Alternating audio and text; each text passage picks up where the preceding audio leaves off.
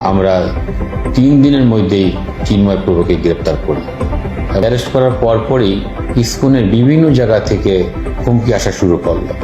আমি যখন ডিবির প্রধানের দায়িত্বে ছিলাম তখন চিন্ময় প্রভুকে গ্রেপ্তার করার জন্য নির্দেশ আসে এবং আমি আমার যারা গোয়েন্দারা ছিলেন তাদের প্রচেষ্টায় এবং সকলের সহযোগিতায় আমরা 3 দিনের মধ্যেই চিন্ময় প্রভুকে গ্রেপ্তার করি এবং আমি মনে করব যে চিন্ময় প্রভুকে গ্রেপ্তার করে আমরা একটা সফলতার দিকে এগিয়ে গিয়েছিলাম। চিন্ময় কৃষ্ণকে গ্রেপ্তারের পর দেশ ও দেশের বাইরে থেকে নানা হুমকি পাচ্ছেন রেজাউল করিম মল্লিক, এমনকি নিরাপত্তা ঝুঁকিতে রয়েছে তার পরিবারও।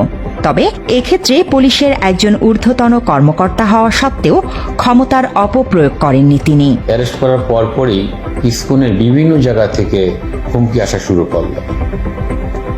আমার 2টি কন্যা সন্তান রয়েছে, তারা ছোট ছোট, কিন্তু তাদেরকে স্কুলে পাঠানো আমার জন্য দুষ্কর হয়ে গেল।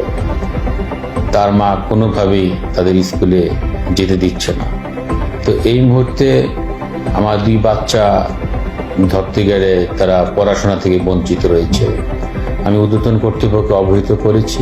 নিরাপত্তা ঝুঁকি থাকলেও কোনো হুমকির পরোয়া করেন না রেজাউল করিম মল্লিক। দেশের জন্য জীবন উৎসর্গ করতেও প্রস্তুত তিনি।